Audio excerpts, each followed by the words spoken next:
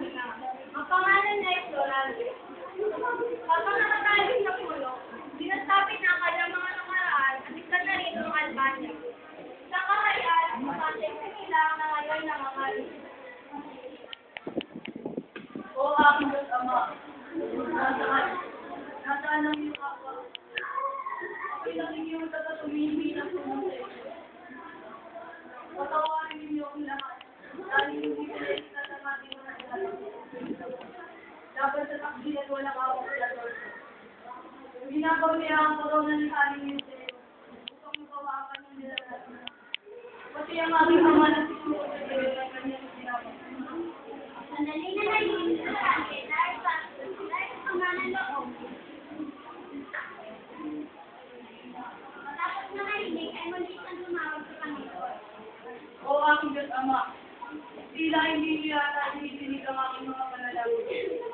Hindi tuloy mali sa akin kung na ayaw niyo na ako tulungan.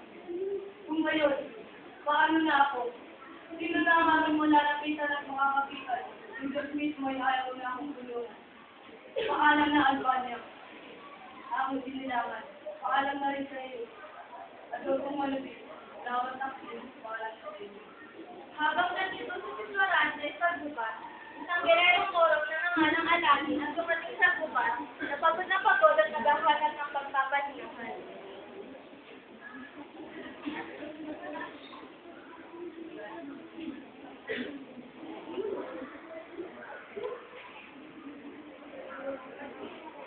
Narinig ako sa dyan ang kilupit mo. Ginagawa mo ang minamahal ko. Habang niya lagi na umiiyak at nagdudusa, ay may narinig ng tinig, pagubatan, at pagkatapos ay may nakita sa lalaki. Ngunit yung tinig na ang narinig, tinig na isang nag-iinagpis na tao. Sino kaya siya? Napakabait ng aking buhay. Ako'y pinapahirapan sa pamayan at pinagwalang ako na awit siya doon. Kalbang kang malupit. Hindi pa kakalimaw kung malaki. Kaawawang tao, lahat ng kanyang buhay natapos ng Shepard Takila ng Salamat. Pagkatapos na marinig niya lagi si Florante, ay nagpunit siya ng isang malaking problema. Ang dami yung masakit. Sabi mo kayo napakahirap sa sakin. Ay, sa sinta ko ulagaw. Mamadali na siya lagi nang mapansin humina ang boses na kanyang neck.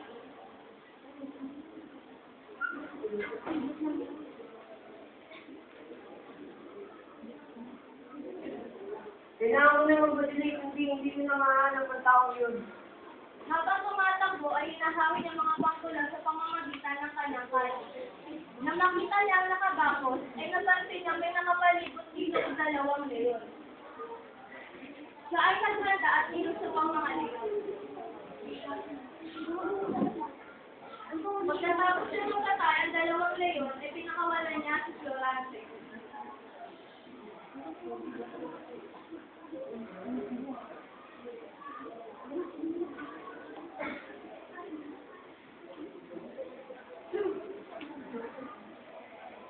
Pagkalipas ng ilang oras, ay namulat si Florante at Laura! Nasaan ka? Tulungan mo ako makaalis dito! hindi na sumagot si Aladdin at baka sa kawalang Matatawa. Sino ba ang baka na dito? Magpahinga ka lang. Magpahinga ka lang. Ako ang nag-set sa iyo. Hindi mo ba napapansin na tayo magkaabal? Maray, pwede gawin na kailangan ng aming tulong. Siguro ba't kung hindi ka dumating ay patay na ako? Ngunit ang kamatayan sa Diyang aming kalimutan. Maray, hindi mo ba alam na nagdadagalan ang iyong masabi? Hindi napansin ng dalawa, ngunit isinasa ni Aladdin si Florante sa kanyang pagpaparinahan at doon sila napalipas ng gabi. Pagdating ng umaga ay napansin ni Aladdin na malakas na si Florante kaya kay kanyang yakap. Maraming salamat sa lahat ng tulong mo, kaibigan. Inalim ni Aladdin si Florante, ngunit napansin nito manungkot sa isya. Para bang ang tukod mo? Pwede ko bang malaman ang iyong problema? Sige, sisimulan ko ang pagkikwento nung simula ako'y bata. Ang dalawa ay naupo upang magkwentuhan. Kailangan ako sa bayan ng Albania, kung saan ang aming mga siguro sa ang akin din nalaman na sigurado na mga ba, may nakatira sa motor.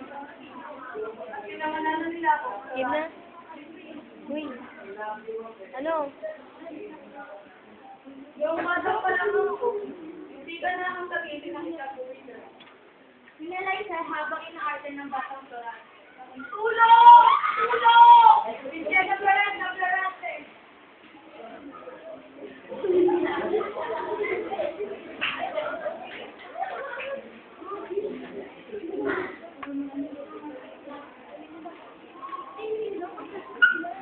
Pagkalipat ng ilang taon, nagpasya ang aking ama, pagkalalin ako. Ngunit ang aking hinari ayaw mo naman.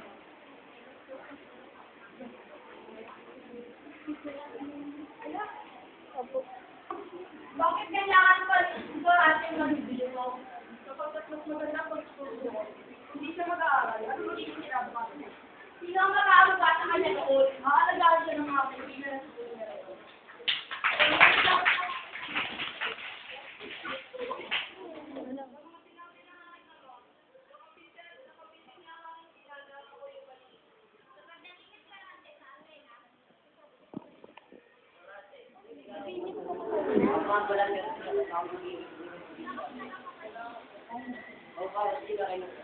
Ayaw ko kumuha. Isang buong pagkibigyan ng ignorante sa Athena, ay kapansin-pansin na palagi siyang tulala at di makakain. Isang araw, habang naglalakad sa karante, ang kanyang kababayan. Napansin niya ang pilok ng pagkilos nito. Nakaraan pa ang 6 na taong pag-aaral.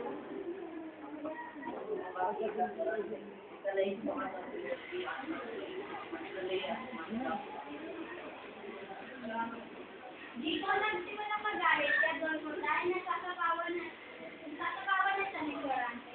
Isang hapon, inipo ni Antenor ang mga estudyante. Magkakaroon ng pagkakatulan ng kaedad ng dalawang ignorante bilang bilang Nang magsimula ng tula-tulaan, nagising ang mata ni Adolfo kay ignorante. Kung maulan na ulan! Bakit ka maulan? Adolfo, hindi mo kayo kailangan!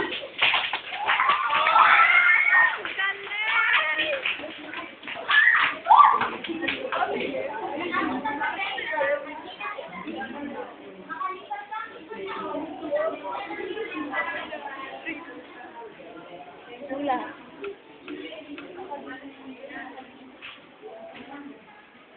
Ano siya gumigit na siya?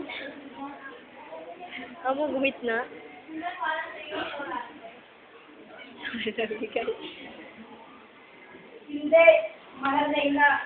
Bakit mo ako iniwan? Hindi man lang tayo nagkita, matapos ang mahabang panahon. Hindi ka maaaring mamatay. Dalawang magpasok ignorante sa Atenas bago dumating ang kanyang pundo. ignorante. Tatandaan mo lang. Palaging mag-iingat ka kaya. Salamat po sa lahat. Natandaan ko po.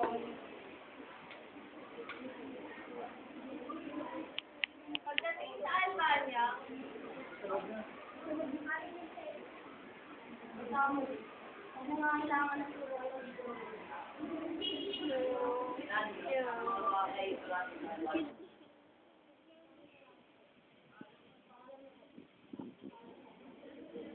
Ano, patay na?